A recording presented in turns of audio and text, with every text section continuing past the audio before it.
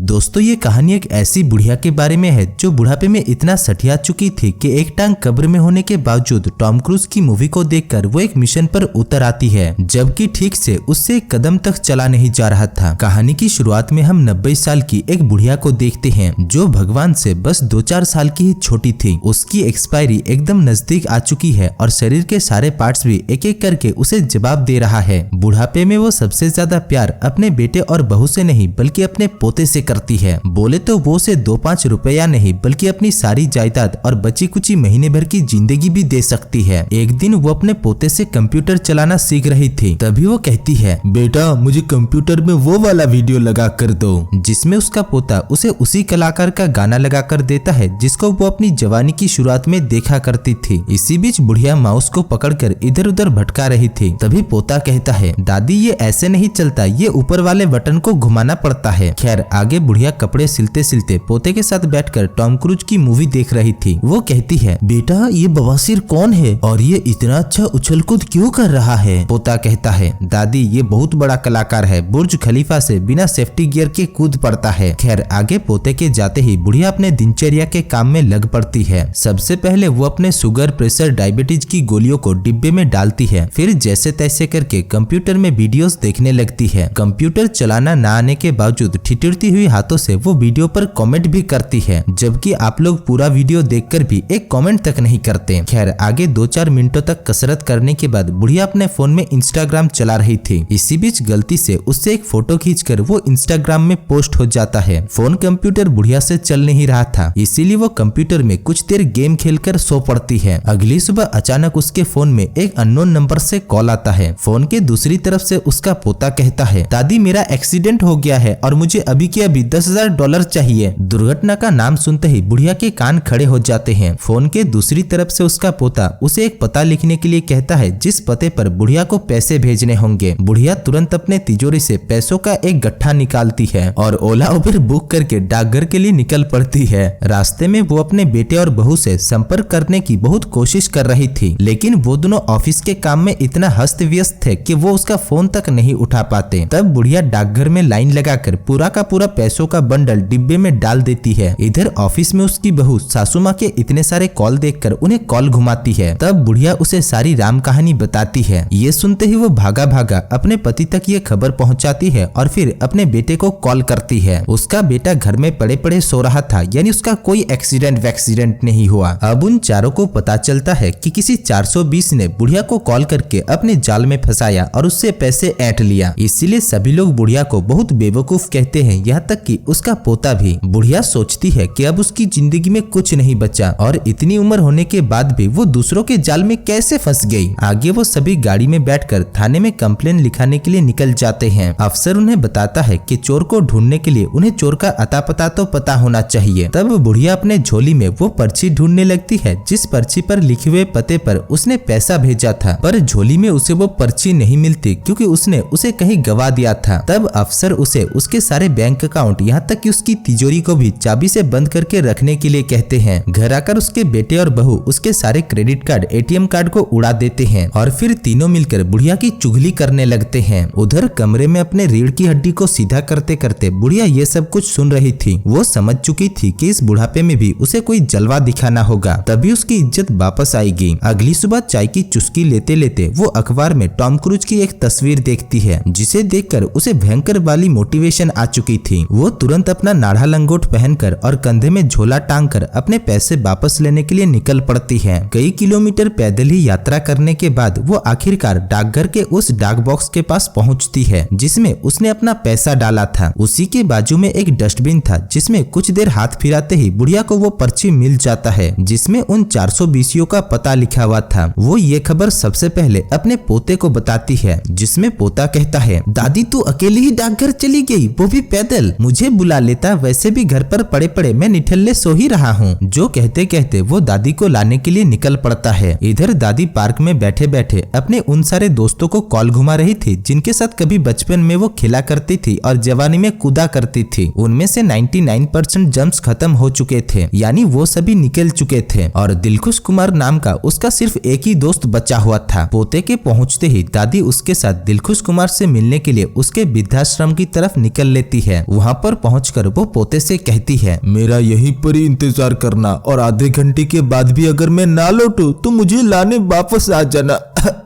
अंदर दिलखुश कुमार दादी को देखकर बहुत खुश होता है और उसे बताता है कि वो आज रात को होने वाले एक नाटक का हिस्सा है। जो कहते कहते वो उसे अपना कमरा दिखाने के लिए लेकर जाता है। कमरे में पहुंचते ही दादी की नजर सबसे पहले उसके इलेक्ट्रिक स्कूटर पर जाता है। दिलखुश कुमार कहता है कि वो स्कूटर एक चार्ज में 80 किलोमीटर चलता है और वो ये स्कूटर किसी को छूने तक नहीं देता क्योंकि उसके घुटनों पर लोहे के टट्टे लगे हुए हैं, इसीलिए वो ज्यादा दूर चल नहीं पाता। तभी बुढ़िया उससे उसका स्कूटर उधारी मांगती है उन 400 बीसीओ के पते तक पहुंचने के लिए। ये सुनते ही दिलखुश कुमार उसे स्कूटर देने से साफ मना कर देता है और कहता है, तू बावली पूछ है क्या? इस उम्र में जब तुझे तीर्थ यात्रा करने जाना चाहिए तो गुंडों से लड़ने जाएगी। इधर बुढ़िया समझ चुकी थी कि ये ऐसे उसे स्कूटर छूने तक नहीं देगा, इसीलिए वो अपने घुटनों पर लगे हुए दिमाग को दौड़ाकर दिलखुश कुमार से कहती है, चल कहीं जाने नहीं देगा लेकिन मैं तेरा स्कूटर तो चला सकता हूँ। दिलखुश कुमार जो भोला भाला सीधा सापटा था वो बुढ़िया के बहकावे में आ जाता है। आगे एक्सेलेटर हाथ में आते ही बुढ़िया सीधा स्कूटर लेकर एग्जिट की तरफ जा रही थी। ये देखकर दिलखुश कुमार समझ जाता है कि बुढ़िया बहुत चालाक है। वो भी तुरंत अपने दोस्त का एक स्कूटर लेकर उसका सामना करता है। इससे वो दोनों आपस में ही टकरा जाते हैं, लेकिन बुढ़िया के शरीर से ज्यादा उसके स्कूटर में जान थी, इसीलिए वो दिलखुश कुमार को घसीटकर बाहर की तरफ लेकर जा रही थी। आगे वो दिलखुश कुमार को छोड़कर स्कूटर को लेकर वृद्धाश्रम से बाहर निकल जाती है। तभी दिलखुश कुमार स्कूटर के सामने आकर उसे रोकता है। बुढ़िया कहती है, दिलखुश सामने से हट जा, मुझे तेरे से कोई मतलब नहीं और मुझे तो बस तेरा स्कूटर चाहिए। दिलखुश कुमार कहता है, देख मैं तुझे ऐसे स्कूटर नहीं दे सकता, मेरे घुटनों पर लोहे के टट्टे लगे हुए हैं। बुढ़िया कहती है, तो क्या हुआ, मेरे साथ चल, तेरे घुटनों का भी टेस्ट हो जाएगा। दूसरी तरफ आधे घंटे के बाद भी ना आने पर उसका पोता वृद्धाश्रम के अंदर आता है और सिक्योरिटी गार्ड से अपनी दादी के बारे में पूछता है, लेकिन उन्हें दादी और दिलखुश कुमार वृद्धाश्रम के किसी कोने में नहीं मिलते। इधर बुढ़िया दिलखुश कुमार को लेकर अपने मिशन पर निकल चुकी थी। रास्ते में दिलखुश कुमार उससे कहता है कि रात के 8 बजे वृद्धाश्रम में उसका नाटक है, इसीलिए शाम होते होते उसे वापस आना होगा। बुढ़िया कहती है, तू टेंशन मत ले, पैसे लेकर अभी मैं वापस आ जाऊंगी। दूसरी तरफ वृद्धाश्रम वाले बेटा बहू और पोते से पूछते हैं कि बुढ़िया कहाँ जा सकती है। पोता कहता है, दादी को कभी कभी पिज्जा खाने की बड़ी तलब लगती है, इसीलिए वो पिज्जा खाने के लिए पिज्जा हट भी जा सकती है। तभी वृद्धाश्रम वाले उनसे पूछते हैं कि क्या दादी को कोई बीमारी है। बहू कहती है, नहीं नहीं, वैसे तो खास कोई बीमारी नहीं, बस एक बार दिल चेंज हुआ है, प्लास्टिक का लीवर लगा हुआ है, पैरों में 4-4 लोहे के पाइप और लंग्स में 2-3 छल्ले लगे हुए हैं और कुछ नहीं। ये सुनते ही वृद्धाश्रम का काला भैंस समझ जाती है कि बुढ़िया दुनिया भर की बीमारी लेकर अपने साथ गई है, इसीलिए वो ज्यादा दूर तक नहीं जा सकती और यही आसपास में ही भटकती हुई आत्मा की तरह कहीं पर भटक रही है। दूसरी तरफ बुढ़िया दिलखुश कुमार को लेकर अपने गले से बाहर आ चुकी थी। इसी बीच दिलखुश कुमार कहता है, यहाँ तक आ गए हैं तो चलना मोना डार्लिंग से भी मिलकर आते हैं। बुढ़िया कहती है, कॉलेज में क्या तूने उसको दिया था? जिसमें दिलखुश कुमार कहता है, अबे कहाँ यार, वो मेरा काला नाग लेती ही नहीं थी और वैसे भी हर वक्त वो अपने झोले में बंदूक छुपा कर रखती थी। अब बंदूक का नाम सुनते ही बुढ़िया तुरंत स्कूटर को मोना डार्लिंग के घर की तरफ घुमा लेती है। इधर घर में मोना डार्लिंग अकेली अकेली टीवी का मजा ले रही थी। उन दोनों को देखकर उसके बेजान शरीर में जान आ जाती है। दिलखुश कुमार यहाँ पर उसके साथ बैठकर उसे वो पुराने दिन याद दिलाने लगता है जब वो एक पटाखा माल हुआ करती थी। इधर मौके का फायदा उठाते हुए बुढ़िया सीढ़ियों पर पैर पटकते पटकते मोना डार्लिंग के कमरे में पहुंच जाती है और अपने एड़ी चोटी का जोर लगाकर बिस्तर पर चढ़ती है। अब उसे वो बंदूक तो मिल चुका था, लेकिन जब वो बिस्तर पर लुढ़क लुढ़क कर नीचे आ रही थी तभी उसके हाथ से वो गन छूटकर गोली चल जाती है, लेकिन गोली की आवाज नीचे मौजूद उन दोनों के कानों तक नहीं पहुंचती। आगे बुढ़िया बड़ी ही सावधानी से उसे अपने पोटली में डालकर नीचे उतरती है और मोना डार्लिंग को गुड बाय अलविदा कहकर वो दोनों वहाँ से 9-11 हो जाते हैं। शाम तक चलते चलते वो दोनों काफी दूर तक पहुँच चुके थे और रास्ता भी भटक चुके थे। साथ ही साथ उनके इलेक्ट्रिक स्कूटर का चार्ज भी खत्म हो चुका था। गुस्से में आकर दिलखुश कुमार बुढ़िया से बहसबाजी करने लगता है और कहता है, तू साली बचपन से ही ऐसी है, कभी किसी की बात नहीं सुनती, अपनी मनमर्जी करती रहती है।